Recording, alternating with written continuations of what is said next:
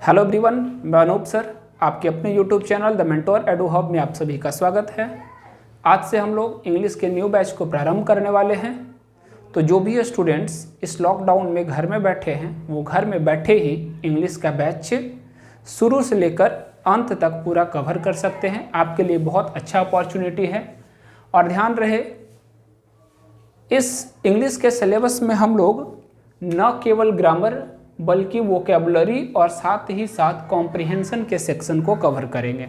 ठीक है, तो अगर आप अभी कोचिंग संस्थान नहीं कर पा रहे हैं, घर में बैठे हैं, तो उम्मीद करते हैं कि घर में बैठे ही आप इंग्लिश के संपूर्ण सिलेबस को अच्छे से पढ़ सकते हैं। ठीक है, जिसमें आपको ग्रामर के साथ साथ वोकैबुलरी और उसके अलावे कॉम्प्रिहेंशन के सेक्शन को भी कवर करवाया जाएगा। ठीक है ना। और ध्यान रखना है कि आपके इस यूट्यूब चैनल पे जो हमारा आज से न्यू बैच प्रारंभ हो रहा है, इसका प्लेलिस्ट ग्रामर का अलग बना हुआ है, जिसमें ग्रामर का फर्स्ट क्लास से लेकर के लास्ट क्लास तक का वीडियो आपको मिल जाएगा।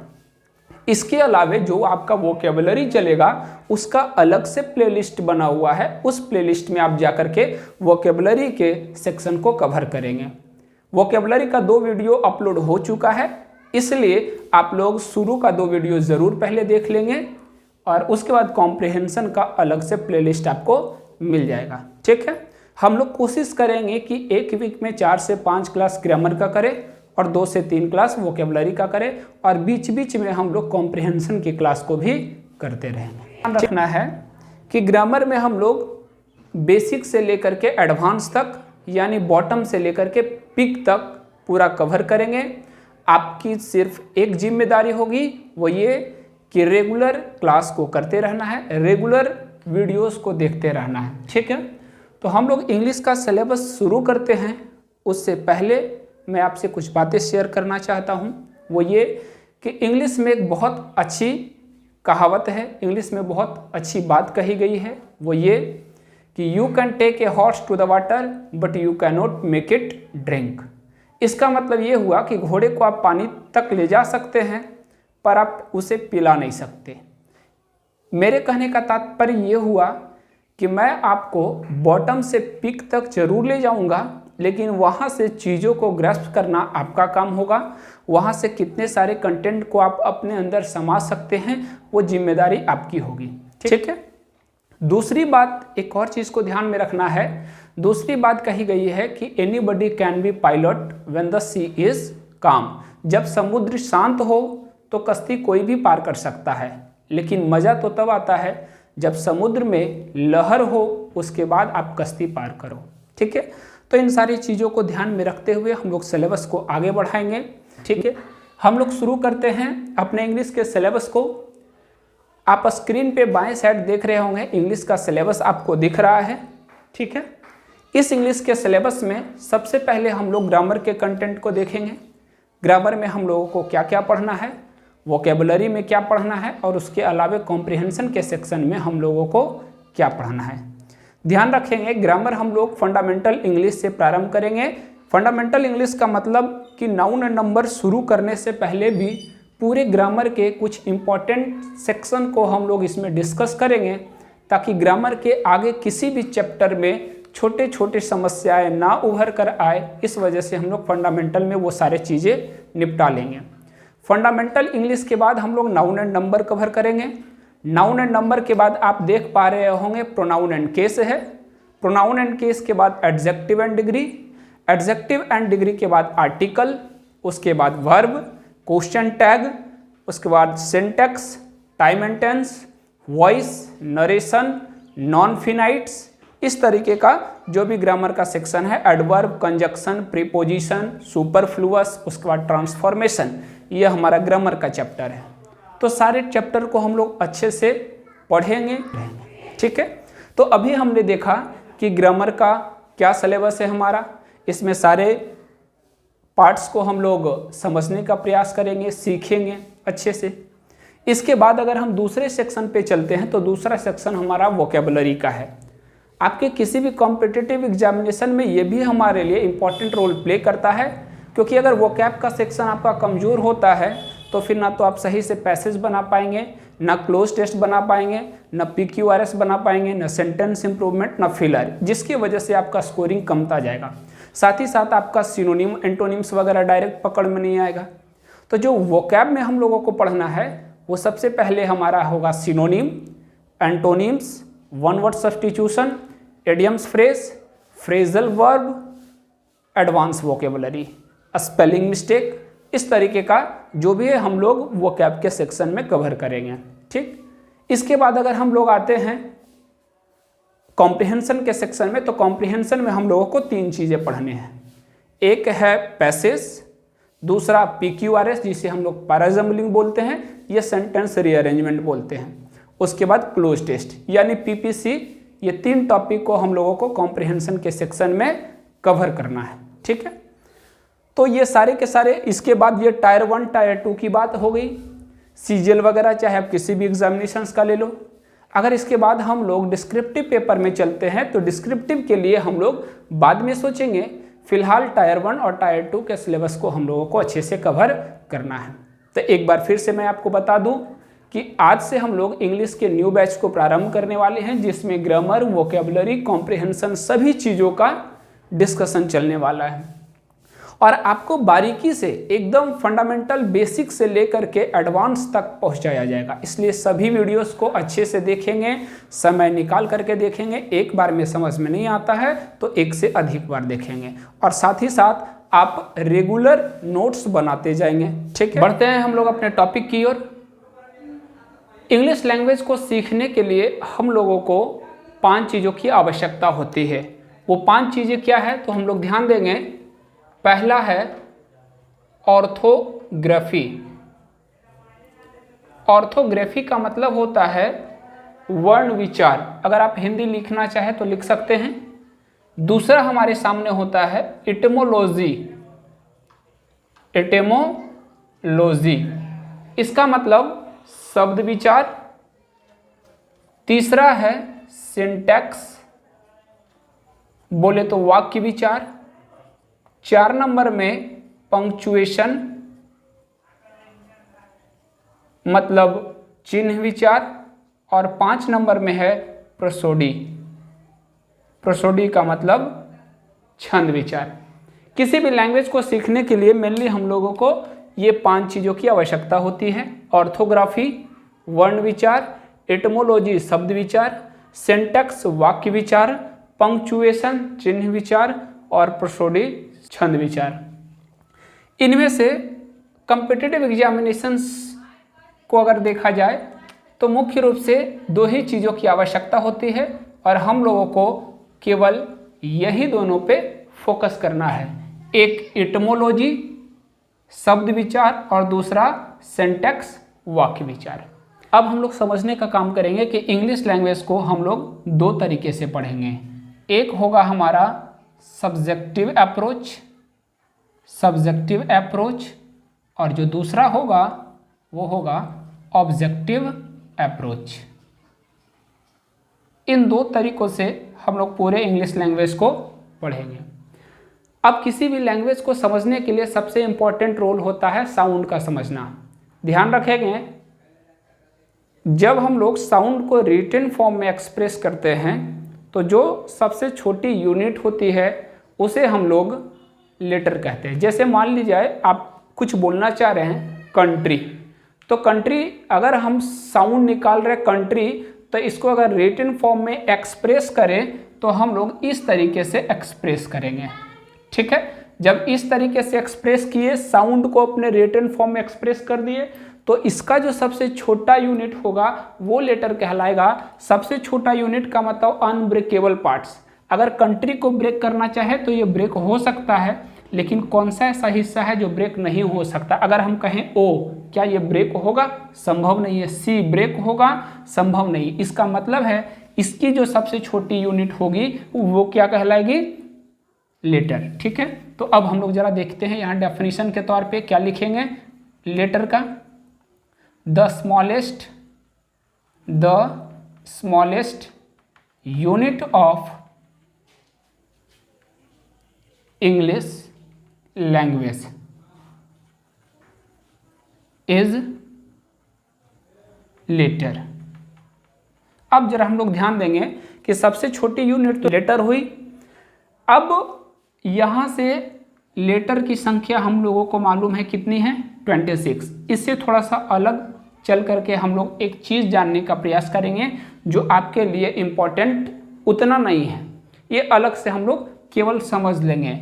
IPA के according, international phonetics alphabetical charts के अकॉर्डिंग टोटल साउंड 24 है। इनमें से 20 वॉवेल माने गए हैं और 24 कॉन्सोनेंट माने गए। ये थोड़ा अजीब लग रहा है, खैर ये हम लोगों के सिलेबस से बाहर का चीज़ है। इंटरनेशनल फोनेटिक्स अल्फाबेटिकल चार्ट्स के अकॉर्डिंग साउंड टोटल 44 होते हैं, जिसमें 20 वॉवेल हैं और 24 कॉन्सोनेंट के आधार में आते हैं। तो हम लोगों ने देखा कि जो सबसे छोटा यूनिट होता है इंग्लिश लैंग्वेज का, उसे हम लोग क्या कहेंगे, लेटर। छोटा यूनिट का सीधा सा मतलब समझना है जिससे हम लोग ब्रेक नहीं कर सकते। अच्छा, आपसे एक सवाल पूछते हैं, केमिस्ट्री पढ़े होंगे, अगर हम कहें कि मान लीजिए ये हमारा सब्सटेंस है, ठीक है, तो इस सब्सटेंस का छोटा यूनिट क्या है, मतलब कौन से ऐसे यूनिट है जिससे हम लोग ब्रेक नहीं कर सकते। तो कोई कहेंगे एटम, कोई कहेंगे मॉलिक्यूल। तो ध्यान रहे ये छोटी यूनिट नहीं है, क्योंकि इसे हम लोग ब्रेक कर सकते हैं। इसके अंदर भी आता है इलेक्ट्रॉन, प्रोटॉन, न्यूट्रॉन, जिसे हम लोग ब्रेक नहीं कर पाते हैं। तो हमारी छोटी यूनिट इलेक्ट्रॉन हुआ, ना कि एटम। उसी के आधार पे हम लोग इसको देख लिए कि इंग्लिश लैंग्वेज का सबसे छोटा यूनिट क्या हुआ, लेटर हुआ। अब जरा हम लोग ध्यान देंगे, ठीक है। लेटर 26 हुए, जिसमें वॉवेल कितने हैं, 5, और कॉन्सोनेंट कितने हैं, कॉन्सोनेंट कितने हैं, 21, ठीक है। इसी कॉन्सोनेंट में 2 सेमी वोवेल हैं। सेमी वोवेल कितने हैं, इसी में 2 है, एक W है और एक Y है। ये सब छोटी छोटी बातें हैं, इस पे ज़्यादा समय हम लोग व्यतीत नहीं करेंगे। लेटर समझ में आ गया। अब जरा ध्यान देंगे कि जब एक से अधिक लेटर को आपस में हम लोग मिलाते हैं, कॉम्बाइंड करते हैं और उसका कुछ अर्थ निकलता है, तब हम लोग उसे क्या कहते हैं, वर्ड कहते हैं, ठीक है। इसका मतलब एक से अधिक लेटर को मिलाने पे, जैसे एक साधारण सी बात, C है, O है, U है, N, T, R, Y, इतने सारे लेटर को जब आपस में हम लोगों ने मिलाया तो इसका कुछ अर्थ निकल करके आया, जिसे हम लोग क्या कहेंगे, वर्ड कहेंगे। अगर उल्टे तरीके से लिखे होते जिसका कोई सेंसिबल मीनिंग नहीं होता तो हम लोग वर्ड नहीं कह सकते थे। अब ये वर्ड कहलाया। अब ये वर्ड जब कंट्री हो गया तो अब वर्ड से आगे हम लोग बढ़ते हैं। तो जब एक से अधिक वर्ड आपस में मिलते हैं और मीनिंगफुल सेंस देते हैं, तब हम लोग क्या कहते हैं, सेंटेंस कहते हैं। जब यहाँ पे वर्ड आए, जैसे मान लीजिए अगर हम कहें he is an intelligent boy, ही भी हमारा एक शब्द है क्योंकि 2 लेटर से मिलके बना, इज भी हमारा शब्द है, एन भी हमारा शब्द है, इंटेलिजेंट भी शब्द है और बॉय भी शब्द है। इसका मतलब जब एक से अधिक शब्द आपस में मिलते हैं और उसका कुछ सेंसिबल मीनिंग तैयार होता है तो हम लोग उसे क्या कहते हैं, सेंटेंस कहते हैं। अब यहाँ से एक इंटरेस्टिंग बात निकल करके क्या आ रहा है, जरा ध्यान देंगे हम लोग। इंग्लिश में कोई भी ऐसा शब्द नहीं है जो बिना वॉवेल का बने, या तो डायरेक्ट वॉवेल उसमें होगा या फिर यूं कह सकते हैं कि सेमी वॉवेल जरूर होगा। मतलब टोटल काउंट करें तो 5 वॉवेल और 2 सेमी वॉवेल, टोटल 7 हो गया। इन 7 को छोड़ दिया जाए तो कोई भी शब्द फॉर्म नहीं हो सकते हैं। कोई भी शब्द ले लेते हैं, बस नाम को छोड़ करके अगर कोई अजीबोगरीब नाम रख लेता है जिसमें कोई वॉवेल नहीं है तो वो अलग बात है, लेकिन कोई ऐसा शब्द नहीं है जिसमें वॉवेल या सेमी वॉवेल नहीं है। अगर हम लोग स्काई लिख रहे हैं तो कोई कहेगा सर इसमें वॉवेल नहीं है तो सेमी वॉवेल। अगर एक शब्द लिख लिए छोटा सा वाई है तो कंट्री, काऊ, पीपल, इंटेलिजेंट, एरोप्लेन, कुछ भी लिख लो उसमें जरूर एक वॉवेल होगा, चाहे वो सेमी वॉवेल हो या डायरेक्ट वॉवेल हो। इसका मतलब यहाँ से ये पता चल गया कि बिना वॉवेल या सेमी वॉवेल का कोई भी शब्द फॉर्म नहीं कर सकते। यहाँ तक कि एन में, इट में, इन में, एवं, बिलो, सारे शब्द में चाहे वो ग्रामर का कोई भी पार्ट ऑफ स्पीच हो, बिना वॉवेल का नहीं बन सकता। ठीक है, अब हम लोग आगे बढ़ते हैं इससे आगे।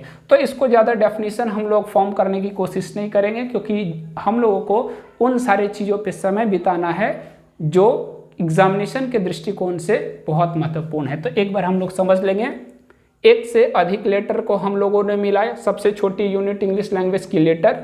जब एक से अधिक लेटर को हम लोगों ने मिलाने का प्रयास किया, उससे एक सेंसिबल मीनिंग तैयार होता है, तो उसे हम लोग क्या कहते हैं? वर्ड। जब एक से अधिक वर्ड को हम लोग मिलाते हैं, उससे कोई सेंसिबल मीनिंग तैयार होता है, उसे हम लोग क्या कहते हैं? सेंटेंस कहते हैं। ठीक, एक छोटी सी बात हम लोग सीखेंगे कि अल्फ़ाबेट क्या है। जब स्टूडेंट से पूछा जाता है बताओ BCDF या ABC ये सारे के सारे लेटर हैं या अल्फ़ाबेट है, तो कुछ स्टूडेंट्स इसे लेटर बताते हैं और कुछ स्टूडेंट इसे अल्फ़ाबेट बताते हैं। ठीक है, आज से ऐसी गलती नहीं होनी चाहिए। ध्यान देना, इंडिपेंडेंट तरीके से अगर कुछ भी लिखा गया है 26 लेटर में से कोई भी, तो वो लेटर कहलाएगा। लेकिन जब कंबाइंड करके लिख दिया जाए कि A to Z, मतलब बीच में कोई छूटना नहीं चाहिए, तो हम सीधे तौर पे कह सकते हैं कि ग्रुप ऑफ ऑल लेटर्स, सभी अक्षरों के समूह को हम लोग क्या कहेंगे? अल्फ़ाबेट कहेंगे, जिसमें कोई छूटना नहीं चाहिए। तो वो क्या गया? A to Z, इसमें कोई छूटना नहीं चाहिए। अब कभी कभी कुछ ऐसे लोग होते हैं जो अल्फ़ाबेट में S लगा करके आपसे पूछ देते हैं कि बताओ ये अल्फ़ाबेट्स क्या है। तो ध्यान रहे कि ये इसका मतलब हो गया भाषा। क्या हो गया? भाषा। कुछ शब्द ऐसे होते हैं जिसमें S या ES लगाने पे उसका प्लूरल नहीं बल्कि उसका मीनिंग बदल जाता है। ये सारी चीज़ें हम लोग पढ़ेंगे नाउन एंड नंबर में। तो इसमें जब हम लोग S लगाएं तो इसका मीनिंग क्या हो गया? बदल गया। ये प्लूरल नहीं बना, मीनिंग बदल गया। ठीक है, तो ये क्या हो गया? अल्फ़ाबेट्स हो गया। आगे बढ़ते हैं हम लोग और डिस्कस करते हैं वर्ड पे, क्योंकि ये इंपॉर्टेंट सेक्शन है। इसी पे सारे के सारे ग्रामर एस्टैब्लिश्ड हैं। ध्यान देंगे, हमारे इंग्लिश लैंग्वेज में या इंग्लिश ग्रामर में जितने भी शब्द हैं वो मेनली 8 पार्ट ऑफ स्पीच से ही मिलकर बने हैं। इन 8 के अलावे कोई दूसरा नहीं है। हालांकि फिलहाल नए नए टेक्स्ट बुक वगैरह में 9वां पार्ट ऑफ स्पीच को जोड़ा गया है, जो कि क्या है? डिटरमाइनर है। फिलहाल अगर हम लोग 8 पार्ट ऑफ स्पीच को देखें तो इंग्लिश ग्रामर में जितने भी शब्द फॉर्म होते हैं वो सारे के सारे शब्द केवल और केवल यही 8 पार्ट ऑफ स्पीच के होंगे। और वो 8 पार्ट ऑफ स्पीच क्या क्या है? पहला हमारा हो गया नाउन, दूसरा हो गया प्रोनाउन, तीसरा हो गया एडजेक्टिव, 4 नंबर में हो गया वर्ब, 5 में एडवर्ब, प्रीपोजिशन, कंजक्शन और लास्ट में क्या है? इंटरजेक्शन। ठीक है। अब बहुत सारे स्टूडेंट्स के मन में ये एक सवाल आ रहा होगा कि सर आपने कहीं आर्टिकल नहीं लिखा, आपने कहीं नरेशन नहीं लिखा, आपने कहीं वॉइस नहीं लिखा, फिर ये आखिर है क्या? ध्यान रखेंगे कि आर्टिकल अपने आप में ये पार्ट ऑफ स्पीच रखता है एडजेक्टिव का। नरेशन और वॉइस अपने आप में पार्ट ऑफ स्पीच होता है, जो हम लोगों को पढ़ना है ट्रांजिटिव और इनट्रांजिटिव वर्ब के अंतर्गत। तो इन दोनों को हम लोग यहाँ से निकाल करके लाते हैं। मेनली ग्रामर में जितने भी शब्द बने होते हैं बस वो सारे के सारे यही 8 पार्ट ऑफ स्पीच से बने होते हैं। इसका मतलब हम लोगों को बस यही 8 पार्ट ऑफ स्पीच के पे ख़त्म कर देना है। लेकिन आप लोग देखोगे तो इंग्लिश ग्रामर के सिलेबस में बहुत सारे चैप्टर्स इंक्लूडेड हैं, बहुत सारे चैप्टर हैं। हम लोग बारी बारी से सभी पे ध्यान देंगे। अब एक बड़ा सवाल, यहाँ से आपका टॉपिक का जो इम्पोर्टेंट कंसेप्ट है वो शुरू हो जाता है। यहाँ से सभी लोग ध्यान से समझेंगे और सुनेंगे। पहला पॉइंट जो हमारा है ग्रामर का, वो आपसे सवाल के साथ शुरू होता है। वो क्या है, जरा ध्यान देंगे। पहला पॉइंट शुरू होता है कि अगर आपको कोई भी शब्द दिया गया और आपसे पूछ लिया गया कि बताओ 8 पार्ट ऑफ स्पीच में से ये कौन सा पार्ट ऑफ स्पीच है, जवाब आपको देना है। मैंने बोला यहाँ पे लिखा हुआ है दैट, ठीक है। ये कौन सा पार्ट ऑफ स्पीच है? ये नाउन है, प्रोनाउन है, एडजेक्टिव है, वर्ब है, एडवर्ब है, प्रीपोजिशन है, कंजक्शन है, इंटरजेक्शन है। तो कुछ लोगों के मन में ऐसा लग रहा है कि सर मैंने तो ये बहुत सारे सेंटेंस में देखा, दैट इज़ माई पेन, इस तरीके का शब्द प्रयोग करते हुए, तो ये तो हमारा प्रोनाउन दिख रहा है। ये गलती कभी नहीं करना है। अगर ऐसी गलती आपसे होता है तो मैं आपको क्वेश्चन से समझाता हूं। पहला, that is my pen, that pen is mine. और 3 नंबर में है, he told me that he had sold that pen। यहाँ से आपका ग्रामर का इंपॉर्टेंट कंसेप्ट, इसीलिए मैंने बोला फंडामेंटल आपके लिए बहुत इंपॉर्टेंट है। फंडामेंटल में ही मैं आपको पार्ट ऑफ स्पीच का आइडेंटिफिकेशन बता दूंगा। जब तक आप पार्ट ऑफ स्पीच नहीं पहचान पाओगे तब तक किसी भी चैप्टर को हैंडल कर पाना संभव नहीं है। ठीक है, दैट यहाँ भी है, दैट यहाँ भी है, दैट यहाँ भी है, दैट यहाँ भी है। जो स्टूडेंट्स केवल ये पकड़ के चल रहे हैं कि दैट को मैंने पढ़ा है, दैट प्रोनाउन होता है, वो गलत में है। ठीक है, दैट यहाँ प्रोनाउन है, दैट यहाँ एडजेक्टिव है, और उसके बाद दैट यहाँ कंजक्शन है, और दैट यहाँ एडजेक्टिव है। ठीक है, अब कहोगे सर ये सारे के सारी चीज़ें अभी तो समझ में आया नहीं। अभी समझ में भी नहीं आएगा क्योंकि मैं कोई भी टॉपिक आपके सामने नहीं रखा हूँ। बस अभी फिलहाल केवल इतना बताना चाह रहा हूँ कि जिस दैट को आप केवल और केवल प्रोनाउन मान रहे हैं वो केवल और केवल प्रोनाउन नहीं है, बल्कि वो एडजेक्टिव भी है, कंजक्शन भी है। इसका मतलब ये हुआ कि कोई शब्द जब आपको दिया जाए, आपसे पूछ लिया जाए कि बताओ ये कौन सा पार्ट ऑफ स्पीच है, तो हमें सिर्फ इतना रिप्लाई देना है कि जिस शब्द को आपने पूछा है उसे आप सेंटेंस में फॉर्मुलेट कीजिए। सेंटेंस को देखते हुए बताएंगे, सेंटेंस के स्ट्रक्चर को, और जिस शब्द को पूछा गया है उस शब्द के सेंटेंस में स्थान को देखते हुए बताएंगे कि वो कौन सा पार्ट ऑफ स्पीच है। क्योंकि स्ट्रक्चर के आधार पे किसी भी शब्द का पार्ट ऑफ स्पीच बदल जाता है। तो हम लोग डायरेक्ट बोलेंगे कि जिस शब्द को पहचानना है उसको सेंटेंस में होना बहुत जरूरी है। अगर आपसे कोई पूछता है कि बताओ प्ले क्या है, तो अगर हम लोग बोल रहे हैं कि प्ले वर्ब है, ये सही बात है कि प्ले वर्ब होता है, लेकिन हम लोग लोअर स्टैंडर्ड पे बोल रहे हैं। जब आप कॉम्पिटिटिव एग्जामिनेशंस के स्टूडेंट हैं, उसकी तैयारी करने वाले, तो आपको ये सोचना होगा कि प्लेइंग वर्ब है, प्लेइंग जिरंड भी हो सकता है, प्लेइंग पार्टिसिपल भी हो सकता है, मतलब वर्ब भी हो सकता है, और जिरंड बोले तो नाउन का भी काम कर सकता है। तो कोई भी दिया गया शब्द कौन सा पार्ट ऑफ स्पीच होगा, ये हम सेंटेंस के स्ट्रक्चर को देखते हुए बताएंगे। ठीक है, अगर इसको हम लोग दूसरे तरीके से समझने का प्रयास करें तो ध्यान देंगे, इंग्लिश का एक बहुत अच्छा राइटर है विलियम शेक्सपियर। वो क्या कहते हैं, the world will be seen according to your goggles. इसी चीज़ को समझाने के लिए मैं उनके बात को रख रहा हूँ। The world will be seen according to your goggles. दुनिया तुझे दिखाई देगी तुम्हारे चश्मे के अनुसार। इसका मतलब ये हुआ कि अगर आपका चश्मा गोल है तो दुनिया पूरा गोल दिखाई देगा, चश्मा हरा है तो पूरी दुनिया हरा दिखाई देगी। अगर इसको हम लोग हिंदी के आधार पर लेकर के चले तो हिंदी के लेखक भी, हिंदी के ऑथर भी एक वाक्य उन्होंने इसी चीज़ को समझाने के लिए किया है, और वो उन्होंने बताया है कि जाकी राही भावना जैसी प्रभु मूरत दिखे तिनतासा। जैसी आपकी भावना होगी प्रभु वैसा ही दिखाई देंगे। कहने का मतलब कि अगर आप चोर हैं तो लगेगा कि प्रभु भी चोर है, अगर आप ईमानदार हैं तो लगेगा कि प्रभु भी ईमानदार है। तो उनको आप जिस तरीके से, जिस रूप में देखना चाहेंगे उस रूप में दिखाई देगा।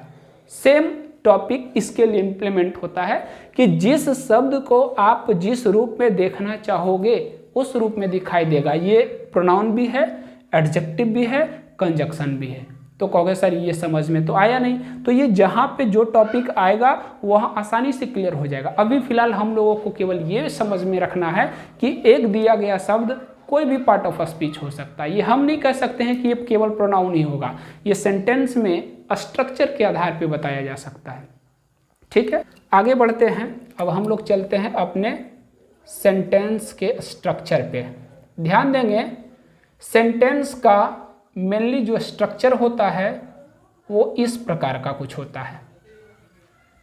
सेंटेंस में पहले सब्जेक्ट होंगे, वर्ब होंगे, फिर ऑब्जेक्ट होंगे।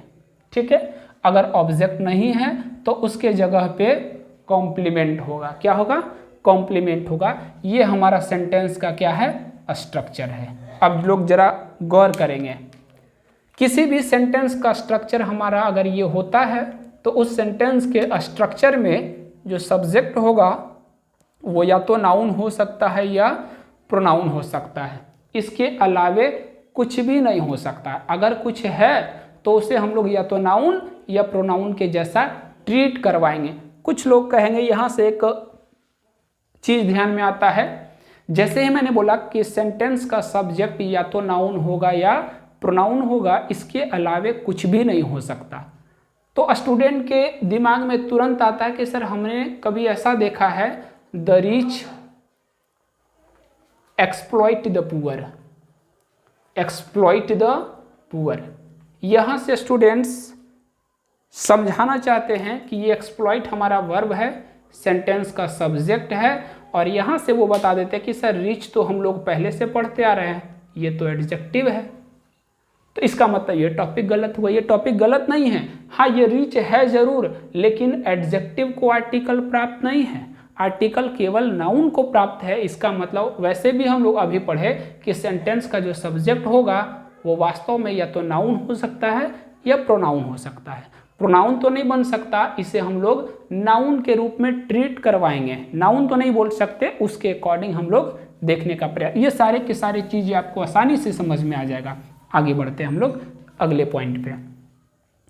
तो हमने क्या बोला, किसी सेंटेंस का सब्जेक्ट या तो नाउन होगा या प्रोनाउन होगा, उसी तरीके से किसी सेंटेंस का ऑब्जेक्ट या तो नाउन होगा या फिर क्या होगा, प्रोनाउन होगा, इसके अलावे कुछ हो ही नहीं सकता। अब इसी में हम लोग देखना चाहेंगे कि ये वर्ब क्या हो सकता है, ये वर्ब क्या हो सकता है। तो यहाँ पे जो वर्ब लिखा गया है ये हमारे सामने या तो हेल्पिंग वर्ब के रूप में प्रयोग हो सकते हैं, या प्रिंसिपल वर्ब के रूप में प्रयोग हो सकते हैं, या फिर कह सकते हैं कि दोनों के रूप में, helping verb plus principal verb दोनों के रूप में आ सकते हैं। मतलब सेंटेंस का स्ट्रक्चर हमारा ये हुआ। तो इस सेंटेंस के स्ट्रक्चर से हम लोग सबसे पहले नाउन प्रोनाउन तो बाद में आएगा, उससे पहले हम लोग जानेंगे कि सेंटेंस में सब्जेक्ट क्या होते हैं, वर्ब क्या होते हैं और ऑब्जेक्ट क्या होते हैं। जरा यहाँ से हम लोग पहचानने का काम करते हैं। यहाँ से आपका इम्पॉर्टेंट सेक्शन तो पहले ही शुरू हो चुका है, लेकिन अब आपको किसी भी टॉपिक पे विशेष ध्यान देना होगा ताकि ग्रामर के आगे आने वाले किसी भी सेक्शन में कोई प्रॉब्लम ना हो। ये सब्जेक्ट होता क्या है, पहले हम लोग इसका डेफिनेशन क्लियर करते हैं। कहेंगे subject is the doer of an action, doer of an action और द टॉपिक ऑफ डिस्कशन, और द टॉपिक ऑफ डिस्कशन।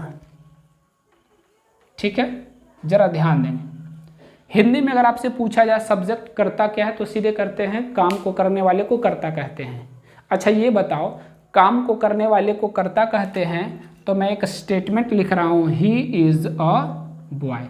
इस सेंटेंस में ही इज अ बॉय, वह एक लड़का है। बताओ लड़का क्या काम कर रहा है, लड़का कुछ तो नहीं कर रहा है, वह एक लड़का है, लड़का कुछ नहीं कर रहा है। इसका मतलब जब कुछ काम नहीं किया जा रहा है, इसका मतलब इस सेंटेंस में सब्जेक्ट नहीं हो सकता है। बिल्कुल है सेंटेंस में सब्जेक्ट, वो सब्जेक्ट कौन है, ही। इसका मतलब हमने जो डेफिनेशन दिया वो गलत दिया।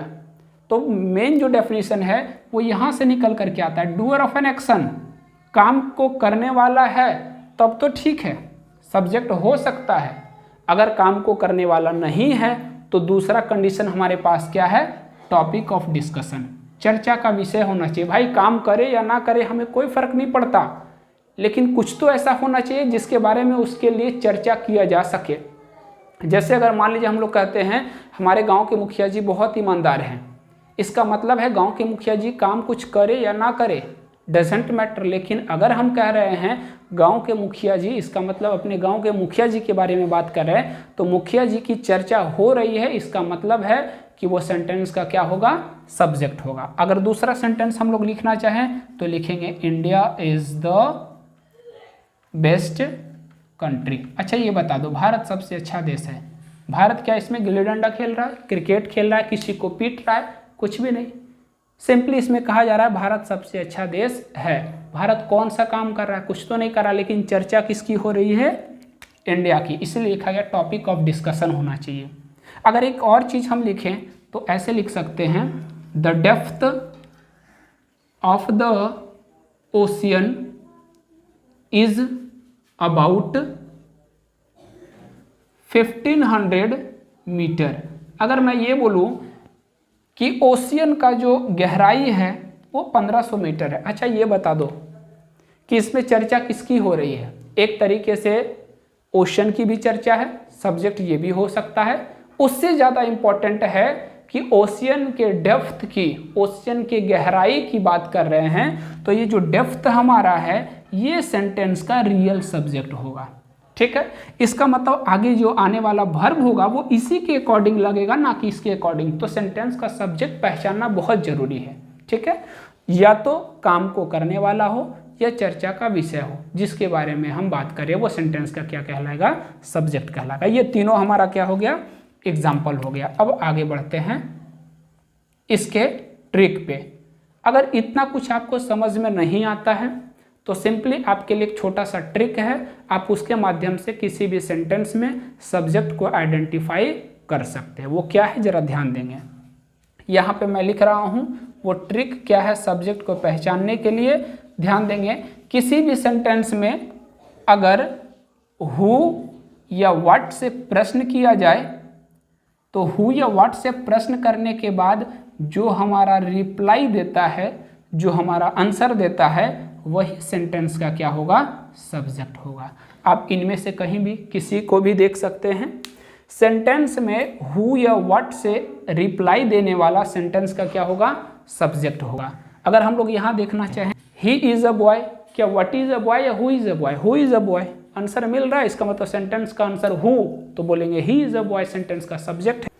अब हम लोग आगे डिस्कस करते हैं सब्जेक्ट के बाद वाले दायरे में, और वो है हमारा वर्ब। ये वर्ब क्या होता है, इसके डेफिनेशन की अगर बात करें तो सिंपली हम लिखेंगे a word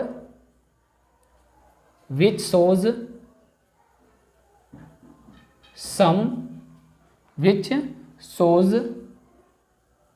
some movement or an action इसके इंग्लिश के डेफिनेशन को इग्नोर करते हुए हम लोग हिंदी के माध्यम से इसे समझने का प्रयास करेंगे, और वो होगा क्या, कार्य के होने का या करने का। तो ध्यान देंगे, अगर कार्य के होने का बोध कराता है तो वर्ब कहलाएगा, कार्य के करने का बोध कहलाता है तो भी वर्ब कहलाएगा। अगर हम लोग इसे समझना चाहे तो यहाँ लिखा गया ही इज अ बॉय, वह एक लड़का है। कार्य के करने का बोध हो रहा है कि कार्य के होने का ही इज अ बॉय, वह एक लड़का है।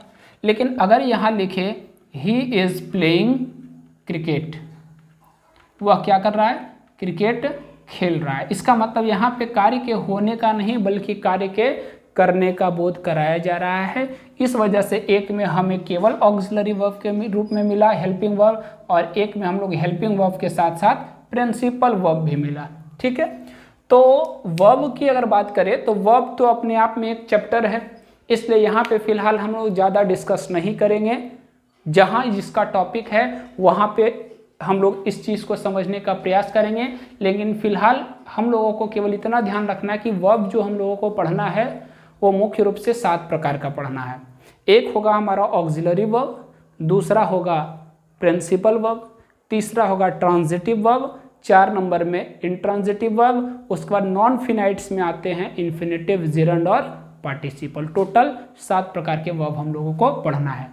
ये हमारा ऑक्सिलरी वर्ब का हिस्सा होगा, ये हमारा प्रिंसिपल वर्ब का हिस्सा होगा, जिसमें ऑक्सिलरी वर्ब दिख रहे हैं, प्रिंसिपल वर्ब दिख रहे हैं। ठीक है, तो इन सारे चीज़ों पे हम लोग खुद एक चैप्टर में पढ़ेंगे, लेकिन फिलहाल इसके आइडेंटिफिकेशन के लिए सिर्फ और सिर्फ एक छोटा सा लॉजिक है कि अगर किसी शब्द के अंत में प्रायः ना लगा हो तो आमतौर पे वो प्रिंसिपल वर्ब होते हैं।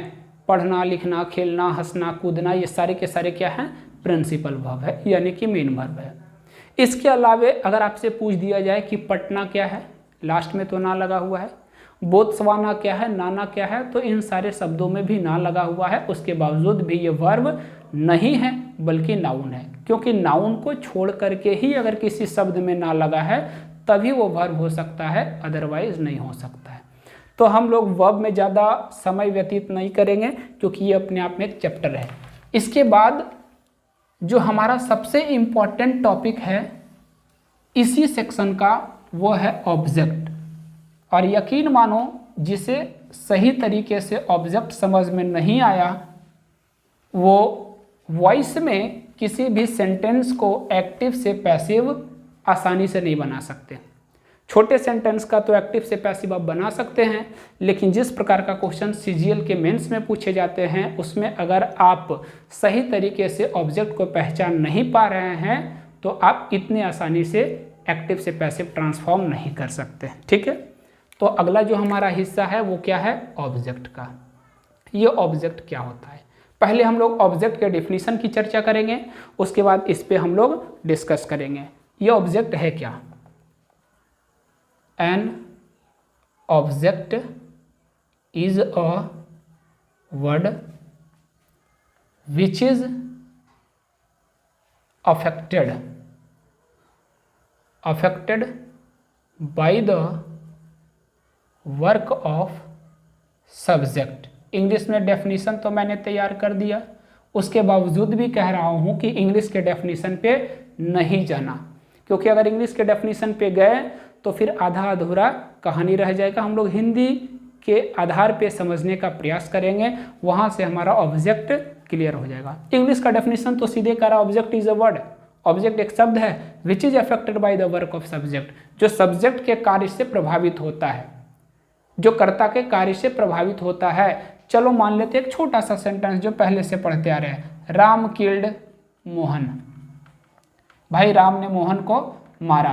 तो चलो राम तो सेंटेंस का सब्जेक्ट है, इसका प्रभाव किस पे पड़ गया, मोहन पे, यहाँ से तो समझ में आ गया। लेकिन अगर मान लीजिए हम लोग लिख दिए open the door, open the door, अच्छा ये बताओ इस सेंटेंस में सब्जेक्ट तो नहीं है, सेंटेंस में जब सब्जेक्ट है ही नहीं तो सब्जेक्ट का प्रभाव किस पे पड़ा, यहाँ पे प्रॉब्लम हो जाता है। इस तरीके के सेंटेंस में आप इस प्रकार के डेफिनेशंस को फॉलो नहीं करवा सकते। इसका मतलब इससे आगे हम लोग बढ़ने का प्रयास करें तो ऑब्जेक्ट को हम लोग बहुत अच्छे से समझने का प्रयास करेंगे। ठीक है, ध्यान देंगे। ऑब्जेक्ट का सीधा सा मतलब होता है टारगेट। इसको पहचानने का एक आप साधारण सा लॉजिक भी बता देंगे, उससे आप किसी भी सेंटेंस में आसानी से ऑब्जेक्ट को पहचान सकते हैं। ऑब्जेक्ट का सीधा सा मतलब होता है टारगेट, और टारगेट का मतलब लक्ष्य। हम लोग क्या कहते हैं, लक्ष्य वो नहीं होता है जो दिखाई देता है, लक्ष्य वो होता है जो हासिल हो सके।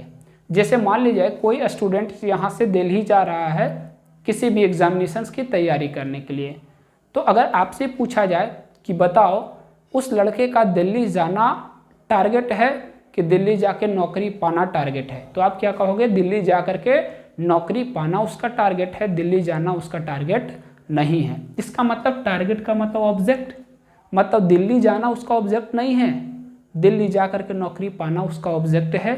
तो ध्यान रहे सेंटेंस में बहुत सारे लंबे चौड़े ऑब्जेक्ट का हिस्सा दे दिया गया होगा, उसमें से आपको रियल ऑब्जेक्ट को पहचानना है, उसी के अकॉर्डिंग हम लोगों को एक्टिव से पैसिव फॉर्म करना है। तो अभी फिलहाल हमने क्या समझा कि ऑब्जेक्ट का मतलब टारगेट, और टारगेट बोले तो क्या, टारगेट का मतलब लक्ष्य, और लक्ष्य वो नहीं होता है जो सामने दिखाई देता है, बल्कि लक्ष्य वो होता है जो हासिल हो सके। ठीक है, बहुत पुरानी कहानी है कि अर्जुन जब तीर चला रहा था तो शायद मछली पे तीर मार रहा था। अर्जुन से पूछा गया कि बताओ तीर चला रहे हो तुम्हें दिखाई क्या दे रहा है। अर्जुन कहता है मछली की आँख दिखाई दे रही है। उसने ये नहीं बोला कि पूरा मछली दिखाई दे रहा है, इसका मतलब है कि अर्जुन का जो टारगेट है वो मछली का आँख है, बल्कि पूरा का पूरा मछली नहीं है। इसी तरीके से हम लोग समझने का प्रयास करेंगे कि ऑब्जेक्ट का जो रियल मीनिंग होता है वो टारगेट होता है, और टारगेट का मतलब लक्ष्य। जो दिखाई दे वो लक्ष्य नहीं होगा, जो हासिल हो सके वो लक्ष्य होगा। ठीक है, अब बात करें इसके आइडेंटिफिकेशन की, तो तो पहचान कैसे करेंगे, आज के बाद इन सारे चीज़ों पे ध्यान नहीं देना है। अगर ऑब्जेक्ट की पहचान की बात करें तो यहाँ से आपका ऑब्जेक्ट की पहचान क्लियर होगी। क्या ऑब्जेक्ट की पहचान क्लियर होगी? सबसे पहले किसी सेंटेंस में अगर आपको ऑब्जेक्ट पहचानना है तो सबसे पहले उस सेंटेंस में प्रश्न करेंगे क्या किया जा रहा है, क्या किया जा रहा है। अगर इसका जवाब मिल गया तो अभी 50% प्रोबेबिलिटी है कि ऑब्जेक्ट हो भी सकता है या नहीं भी हो सकता है। अगर इसका जवाब मिल गया तो उम्मीद तो जग चुका है कि हो सकता है। इसके बाद दूसरा प्रश्न हम लोग करेंगे क्या किसको। इन दोनों में से किसी का भी जवाब देने वाला सेंटेंस का ऑब्जेक्ट होगा। बस दो ही काम तो करना है, ऑब्जेक्ट खत्म। किसी सेंटेंस में अगर ऑब्जेक्ट की पहचान करनी है तो सबसे पहले हम लोग ये प्रश्न करेंगे क्या किया जा रहा है। अगर उसका आंसर मिलता है तो 50% उम्मीद। इसके बाद दूसरा प्रश्न करेंगे क्या किसको। इन दोनों में से किसी का भी आंसर मिल गया या दोनों का मिल गया तो इसका मतलब 100% सेंटेंस में ऑब्जेक्ट है। और अगर नहीं है तो फिर उस सेंटेंस में ऑब्जेक्ट नहीं है, और अगर ऑब्जेक्ट नहीं है उसके जगह पे कुछ आ गया तो फिर वो कॉम्प्लीमेंट होगा। ठीक है, आगे बढ़ते हैं हम लोग। इस पे ध्यान देना है। एक एग्जाम्पल आपके सामने रख रहा हूँ, पहचानने का कोशिश करना। ठीक है, देखो एक छोटा सा, अभी मैंने छोटा सा एग्जाम्पल, पहले छोटी छोटी एग्जाम्पल से आपको समझाने का प्रयास करेंगे। छोटा सा एग्जाम्पल है ही इज़ अ बॉय। अच्छा ये बताओ इस सेंटेंस में ऑब्जेक्ट हमारा कौन है, ही है, इज है कि बॉय है। मैंने थोड़ी देर पहले भी बताया था कि किसी भी सेंटेंस का सब्जेक्ट जो होगा या ऑब्जेक्ट जो होगा वो या तो नाउन होगा या प्रोनाउन होगा। सेंटेंस का सब्जेक्ट ले लो या ऑब्जेक्ट ले लो। सेंटेंस का सब्जेक्ट हमारा प्रोनाउन है, मतलब ये सही है, कोई दिक्कत नहीं है। सेंटेंस के ऑब्जेक्ट के स्थान पे या कॉम्प्लीमेंट के स्थान पे बॉय हमारा नाउन है, मतलब ये भी सही है, यहाँ भी कोई दिक्कत नहीं है। अब बताओ सेंटेंस में ऑब्जेक्ट ये है कि ये है। कुछ स्टूडेंट का तो डायरेक्ट रिप्लाई आएगा कि सर सेंटेंस का ऑब्जेक्ट ये है, लेकिन ध्यान रहे एक छोटी सी बात मैं आपको बताता हूँ। जिस सेंटेंस में ऑब्जेक्ट आ गया इसका मतलब 100% उसका एक्टिव से पैसिव बनेगा। अगर आपसे दिया जाए कि चलो ये एक्टिव वॉइस में है, इसका पैसिव वॉइस बनाओ, तो क्या बना पाओगे? संभव नहीं है, क्योंकि जिस सेंटेंस में ऑब्जेक्ट नहीं होता है उस सेंटेंस का कभी भी पैसिव वॉइस नहीं बनता है। इसमें रियल में ऑब्जेक्ट है ही नहीं, हम लोग बेकार का ढूंढ रहे हैं। ऑब्जेक्ट है ही नहीं। अगर ऑब्जेक्ट नहीं है तो आखिर ये है क्या? ये अपने आप में क्या है? कॉम्प्लीमेंट है, क्योंकि ऑब्जेक्ट का जगह तो है लेकिन रियल में ऑब्जेक्ट नहीं है। पहचानेंगे कहाँ से? यहाँ से पहचानेंगे। प्रश्न करते हैं ही इज अ बॉय, वह एक लड़का है, क्या किया जा रहा है? अच्छा ये बताओ इस सेंटेंस में तो प्रश्न का जवाब ही नहीं मिल रहा है कि क्या किया जा रहा है। इसका मतलब इस सेंटेंस में तो ऑब्जेक्ट ढूंढना ही बेवकूफ़ी होगी। ठीक है, दूसरा प्रश्न आपके सामने है। अगर मैं यहाँ पे लिखूं ही इज, या दूसरा एग्जाम्पल अगर फॉर्म करें तो ऐसे लिखेंगे ही इज प्लेइंग क्रिकेट। और भी अगर एग्जाम्पल लिखे तो लिखते हैं the teacher teaches me English. ठीक है, इसमें तो हो गया पहला दूसरा। इन दोनों सेंटेंस में ऑब्जेक्ट को पहचानना है। कैसे पहचानेंगे? ही इज प्लेइंग क्रिकेट, वह क्रिकेट खेल रहा है। अगर ऑब्जेक्ट को पहचानना है तो यहाँ से देखते हैं। पहला प्रश्न क्या किया जा रहा है? ही इज प्लेइंग क्रिकेट, वह क्रिकेट खेल रहा है। क्या किया जा रहा है? तो सिर्फ हम लोग जवाब देंगे खेला जा रहा है। क्या किया जा रहा है? जितना पूछा जाए जवाब उतना ही आना चाहिए। क्या किया जा रहा है? तो खेला जा रहा है। क्या किसको खेला जा रहा है कि क्या खेला जा रहा है? तो क्या खेला जा रहा है? तो क्रिकेट खेला जा रहा है। इसका मतलब इस सेंटेंस का ऑब्जेक्ट कौन है? ये है। अगर हम लोग पैसिव बनाते हैं तो इसी ऑब्जेक्ट को सब्जेक्ट के स्थान पे रखते हैं। आगे बढ़ते हैं दूसरे सेंटेंस पे। The teacher teaches me English, शिक्षक हमें क्या पढ़ाते हैं? शिक्षक मुझे क्या पढ़ाते हैं? इंग्लिश पढ़ाते हैं। चलो पहले हम लोग पहले प्रश्न से बढ़ते हैं। क्या किया जा रहा है? पढ़ाया जा रहा है। बस जितना पूछा गया उतना ये अलग बात है कि टेंस हमारा कंटिन्यूअस में नहीं है, लेकिन जवाब उसी तरीके से आता है। क्या किया जा रहा है? तो पढ़ाया जा रहा है। क्या पढ़ाया जा रहा है? तो इंग्लिश पढ़ाया जा रहा है। किसको पढ़ाया जा रहा है? तो मुझे पढ़ाया जा रहा है। इसका मतलब इस सेंटेंस में इसका भी आंसर मिला, इसका भी आंसर मिला। ये भी ऑब्जेक्ट, ये भी ऑब्जेक्ट, मतलब इस सेंटेंस में टोटल कितने ऑब्जेक्ट हो गए? 2 ऑब्जेक्ट हो गए। ठीक है, तो इस तरीके से हम लोग क्या करेंगे, सेंटेंस में सब्जेक्ट को आइडेंटिफाई करने के लिए एक बार फिर से बात को रिकॉल कर देते हैं कि सेंटेंस में अगर किसी सब्जेक्ट की पहचान करनी है तो उस सेंटेंस के सब्जेक्ट को पहचानने के लिए हम प्रश्न करेंगे हु से या व्हाट से। हु या व्हाट का आंसर देने वाला सेंटेंस का क्या होगा? सब्जेक्ट होगा। ठीक है, आगे अगर बढ़ें तो वर्ब की पहचान के लिए, तो अभी वर्ब तो अपने आप में एक चैप्टर है, उसको हम लोग इसमें डिस्कस कर लेंगे।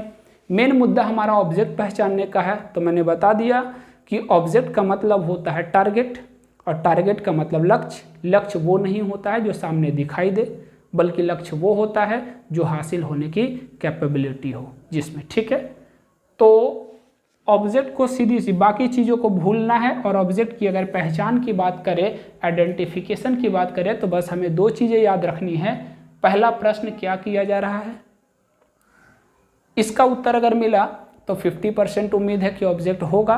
उसके बाद इन दोनों में से किसी का भी आंसर मिल गया, मतलब 100% वही हमारा ऑब्जेक्ट है। और ये ऑब्जेक्ट की मदद आपको प्रोनाउन में बहुत होगा, क्योंकि एक केस नहीं बल्कि सब्जेक्टिव, ऑब्जेक्टिव, पॉजेसिव, इस तरीके के बहुत सारे चीज़ें आएंगे हमारे सामने, और साथ ही साथ वॉइस में हम लोग डिस्कस करेंगे। ठीक है, तो आज हमारी फंडामेंटल की बेसिक इंग्लिश की पहली क्लास थी।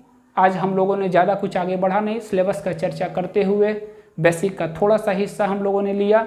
उम्मीद करते हैं कि आपको समझ में आया होगा। इसके बाद बाकी के टॉपिक को आगे हम लोग कैरी करते रहेंगे। इस चैनल को सब्सक्राइब, लाइक जरूर करें तथा अपने दोस्तों के बीच शेयर करें। धन्यवाद।